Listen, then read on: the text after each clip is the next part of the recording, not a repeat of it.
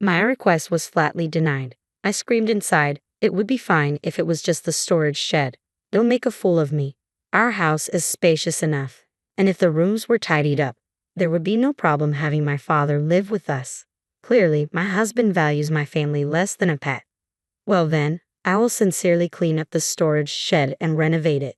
Even the storage shed can be used just like a regular room if it's clean. There's meaning in living with my father now," Aaron said. "There's no way I'm doing such a thing. Why should I renovate for your father?" I recalled the major renovation we did to make sure my mother-in-law, who visits sometimes, would have no trouble staying over, even installing a bathroom and toilet just like a hotel. I won't rely on such a heartless man anymore, I decided. My name is Vivian Weshill, 52 years old. I help with the company my husband runs. My son Matthew has left home, and it's just the two of us living together. My mother-in-law sometimes comes over, but since her house is nearby, she doesn't live with us. How I met my husband goes back almost 30 years. I hate to say it myself, but I was known for being good-looking in my hometown. My mother passed away in a traffic accident when I was in middle school, and I lived with my father, supporting each other. Although I was invited out by many men, they were nothing but a hindrance to me. I had a dream of becoming an accountant, and I was working hard towards that. Despite this, I did have a boyfriend of the same age, and we would secretly call each other and go out to eat after part-time work. Though I was popular, I had no intention of dating anyone else and never did. The only people I could let my guard down with were him and my father. He appreciated not my appearance but my seriousness and true strength, among other aspects of my personality and way of thinking. I think we would have become a couple even if I didn't look the way I did. That was the kind of relationship we had. However, one day everything changed. When I returned home, I was greeted by the sight of an unfamiliar family of three in my living room. My father had a troubled expression on his face, but I was even more surprised. The strangers introduced themselves as the Weshills, a name that immediately rang a bell. They were a famous wealthy family in town. I could have fathomed why they were in my house. "Welcome home, Vivian. Mr. Weshill here wants to take you as his wife," my father announced. I was so shocked that everything went white before my eyes. A wife? Marriage? What was he talking about? I had never seen these people before. Everyone knew the Weshills held significant influence in town, yet the idea of me becoming a bride to one of them was beyond belief. "Nice to meet you, Vivian. Our errand has fallen for you at first sight. He insists on having you as his wife," my would-be father-in-law began. Though it felt surreal, they didn't disappear no matter how many times I blinked. Even being told such a thing, I had never met Aaron before, so why should I marry their son? "Well, you see, your father owes a large amount of debt. We thought maybe we could help you out," he said, looking at my father and me alternately with a look of disdain. This was the first I had heard of my father's debt. "Well, take your time and talk it over with your father. We'll come back in a week to hear your answer." Could our fate really be decided in just a week? It didn't seem real. I thought things like this only happened in dramas, and I couldn't believe it was happening to me. Stunned, I watched as the three of them left after bowing their heads. "Dad, what's this about a debt? What's your relation with those people?" I demanded, my voice shaking with disbelief. My father turned to me, his face drained of color. "Vivian, I'm sorry, it's true. I was lonely after your mother passed away suddenly. I started drinking and gambling. Before I knew it, the money was gone, and I began borrowing to cover it." Everything he said since I came home was too much to process. "Debt? Why didn't you tell me? I understand you were lonely, but gambling?" My thoughts were chaotic, and I couldn't hide my distress. This revelation blindsided me. I had never seen my father drunk or angry from gambling losses. I didn't even know Mr. Weshill had invited me and led me into such situations. We'd gone out together, and I hadn't paid attention to how much the tab was accumulating. The same with gambling. We bought lottery tickets together, and the losses piled up. My father was too trusting, not suspecting anyone of foul play. It must have been easy for someone like a scam artist to manipulate him. They were probably plotting from the beginning to ensnare my father and force me into their scheme. "Wait a second. What happens to you if I refuse to marry their son?" I asked desperately, hoping for another solution. "I'll likely be hounded by debt collectors. I might even end up in a debtor's prison," he admitted quietly. I trembled uncontrollably at his words. "But debtor's prisons don't exist anymore. Can't you work and pay it off?" I clung to a flicker of hope, hoping for a way out of this nightmare. "I'm sorry, Vivian, that's impossible. Debt collectors might start contacting my workplace. I might not be able to work anymore," my father said, his voice heavy with resignation. I felt completely trapped. There was nothing more to discuss. I wanted to unleash my frustration, humiliation, and anger, but I couldn't bring myself to burden my father, who had always cared for me. Packing my bags, I made the decision to head straight to the West Hill family. There was no point in agonizing over it any longer. It was a difficult choice, but with the debt mounting, I couldn't cling to my home. Marrying Aaron was the only way out, and without hesitation, I quietly left the house. Arriving at the West Hills mansion late that night, I hesitated before boldly knocking on the front door. "You're early. Seems like you're after money." Just like everyone else, Aaron greeted me coldly. I wanted to scream in frustration. I didn't want their money, and I wasn't unhappy because of my lack of wealth. "Whatever. You're mine now. Seeing you with that pathetic boyfriend, I decided to make you mine," he continued, his words treating me like an object. I felt utterly demeaned and disgusted. "I've left everything behind. I look forward to being with you from now on," I forced out a polite response as I entered the West Hill household. From that point on, everything became a blur. Emotionally drained by my father's betrayal and the loss of my beloved boyfriend, it all seemed like a whirlwind. I vaguely remember a lavish wedding with local dignitaries in attendance. The image that sticks with me is the weary expression on my father's face, who hadn't been gone long since I left home. Seeing him like that erased much of my bitterness towards him. Resigned to my fate, I resolved to change my perspective and make the most of my married life. Little did I know, it was the beginning of a living hell.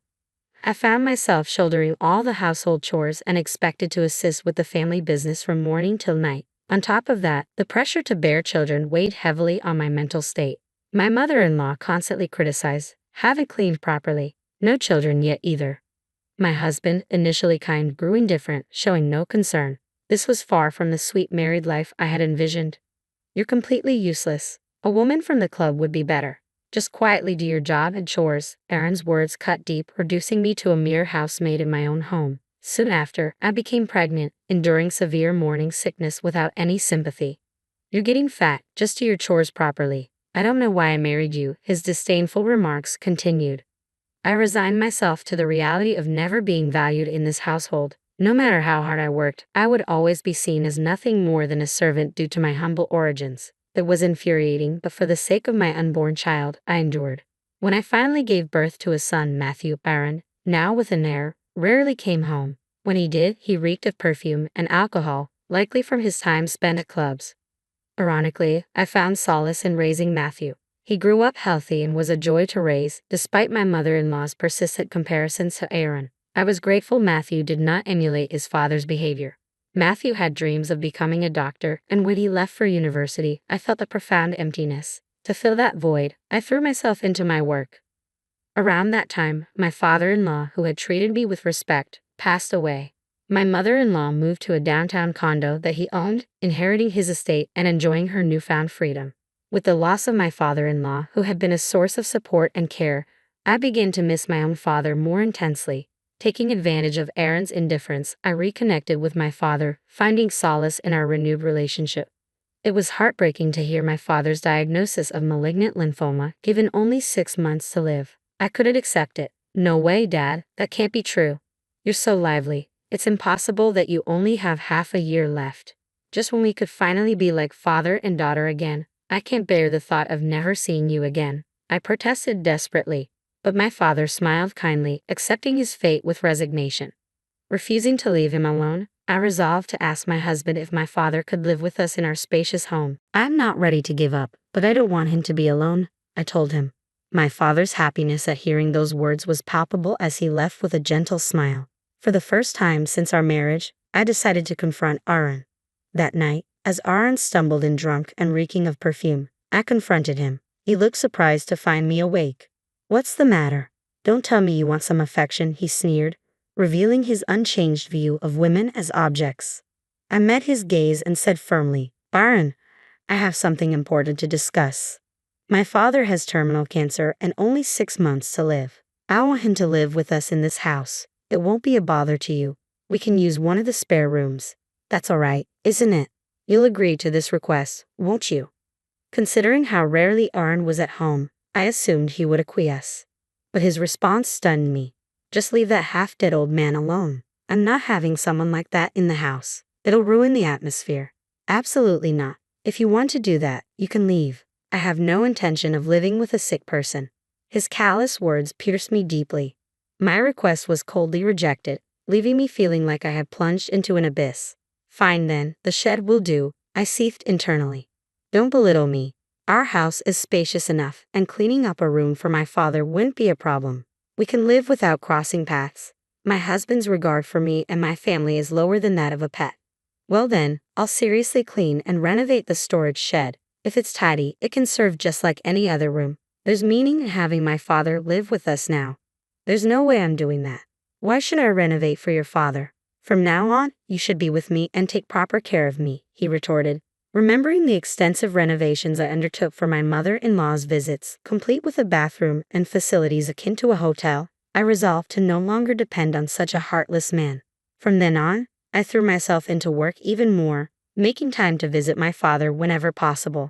Some days he seemed better, others worse. Seeing my father's face became essential for feeling alive each day. My only wish was for his recovery. Then, miraculously, my prayers seemed answered when my father exceeded his prognosis of 6 months. It felt like a beacon of hope had illuminated my life, encouraging me to embrace a more positive outlook.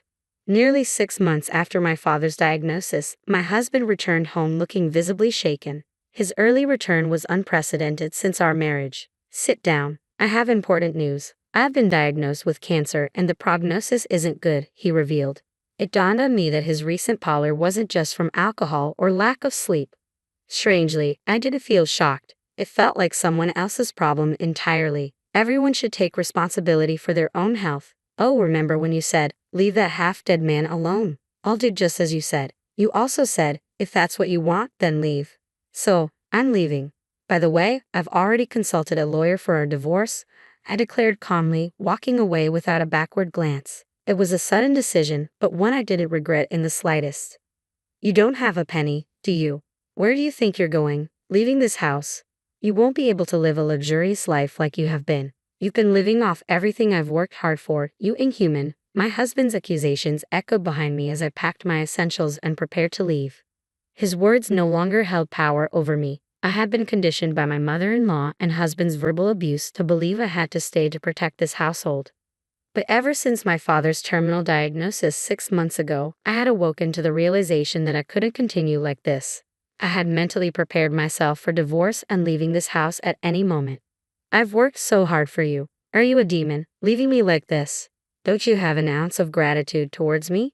His shouts continued, but they no longer affected me. I never desired a life of luxury. Having 3 meals a day and a place to sleep was all I needed. Ignoring his protests, I finished packing, left the house, and sent the resignation email I had drafted to the company president without hesitation. Resolving to settle everything with my husband and the West Hill family, I took charge.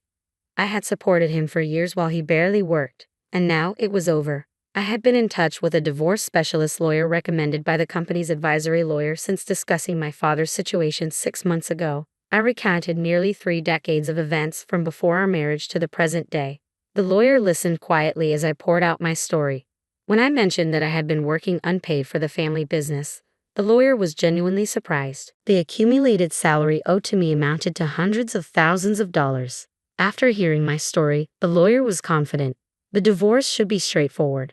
I had documented emails from other women and recorded instances of his verbal abuse on my smartphone, providing ample evidence of his misconduct.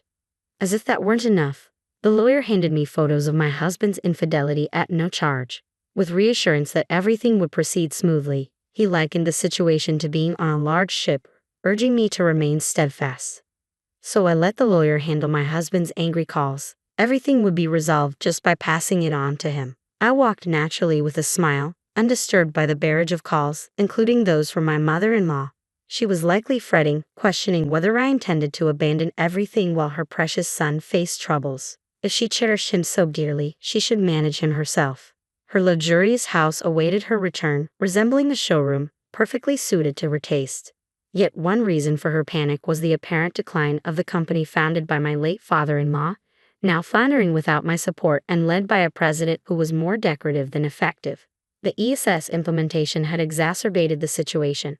Despite her outbursts, my mother-in-law proved ineffectual in the company, unable even to handle basic tasks like making copies.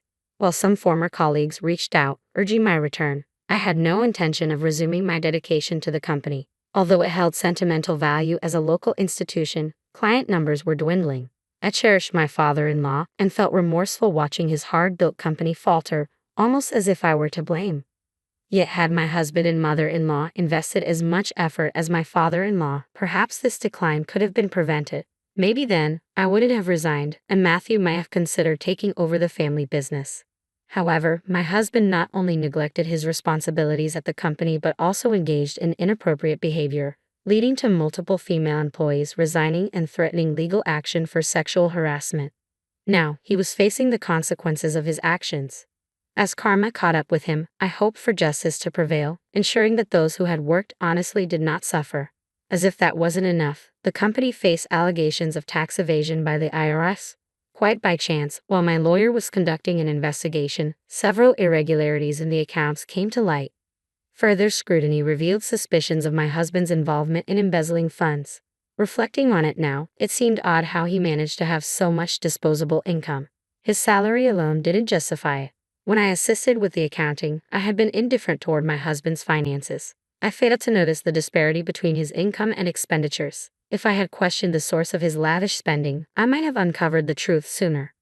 I vaguely justified his extravagance because I assumed he was wealthy enough to afford it. In reality, he had been misappropriating company funds, even siphoning off my own salary into his personal accounts. He engaged in kickbacks for contracts, bribes to secure deals, and made decisions that benefited himself over the company's interests. Exploiting lax oversight, committing tax evasion, and engaging in various forms of embezzlement, my husband's transgressions were manifold. Now facing the consequences, I awaited the court's judgment, hoping he would be held accountable for his actions. Whether justice would prevail before his health deteriorated remained uncertain, but I was determined that he face the consequences of his crimes to the fullest extent possible. 6 months ago, I began auditing the books and meticulously copied them to safeguard evidence, which I promptly submitted to the IRS. My background in accounting proved invaluable in this process. To bridge the financial gap, my husband hastily sold the company to a large corporation and offloaded our sprawling mansion at a bargain price. Similarly, my mother-in-law opted to sell her condo to settle debts with both me and the IRS, downsizing to a modest apartment complex. Rumors swirled about my husband's extramarital affairs, suggesting he fathered several children for whom child support payments were now overdue. His reckless behavior, perhaps fueled by a sense of entitlement, belied a lack of foresight, despite possibly having life insurance. Meanwhile, my elderly mother-in-law, forced to work to cover her son's medical expenses, faced a stark reality of diminished social standing after years of looking down on others. With a sizable settlement, I purchased a comfortable condo in a convenient location. There, I joyously reunited with my father, and we began living together once more. Thanks to Matthew's connection to a renowned doctor, my father's health unexpectedly improved, surprising even medical professionals. Until recently, my father had been living with Matthew, contemplating hospice care or solitary living until I intervened. He had been saving a substantial sum for me, intending to repay my earlier debts. Moved by his generosity, Matthew respected my request for us to live together in his home, viewing my father with greater esteem than his own father ever garnered. It turned out that both Matthew and my father had quietly hoped for my divorce from my husband, and they were thrilled when I finally left. Their concern for me staying in a toxic marriage had been unnoticed by me until then. Before moving into my new condo, I lived with them, choosing a place close to Matthew's residence so he could visit my father regularly when I resumed work. My father eagerly bridged the generation gap with his grandchild, sharing stories of my childhood and reminiscing about my late mother, while Matthew opened up about his own background. Witnessing this bonding filled me with hope for a strong family connection. At the law firm that had supported me, I began a new chapter. Though not an accountant, my background proved beneficial in corporate cases where I assisted under the guidance of senior lawyers. I also started studying for a tax accountant qualification, believing that age was no barrier to learning. Meanwhile, my husband received a prison sentence, bringing a sense of closure and relief. Ironically, it ensured financial stability without worries about food or shelter. My mother-in-law, in contrast, moved in with relatives after her haughty demeanor crumbled. I navigated town, addressing past grievances against my husband, mother-in-law, and their troubled company. Witnessing the fallout from their abuses of power and harassment, I found solace in the fact that justice was prevailing. Returning home from work one day, I was surprised to find my father and another man waiting for me. Welcome back, Vivian. I've brought someone who wanted to meet you. My father greeted me warmly. It was my ex-boyfriend, the person I had truly loved, recognizable even after nearly 3 decades apart. My father explained that he had apologized to him soon after I moved out, and my ex-boyfriend had patiently waited, knowing I needed to find my own path. Vivian is a hard worker. I waited a long time for this, my ex-boyfriend said with a gentle smile. Matthew, who had also been aware of my feelings, stood by silently supportive. It became clear that these 3 men, who cherished and understood me deeply, had been silently watching over me all along. With joy in my heart, I embraced the opportunity to live with those who mattered most. My father, Matthew, and the man who had always held a special place in my heart.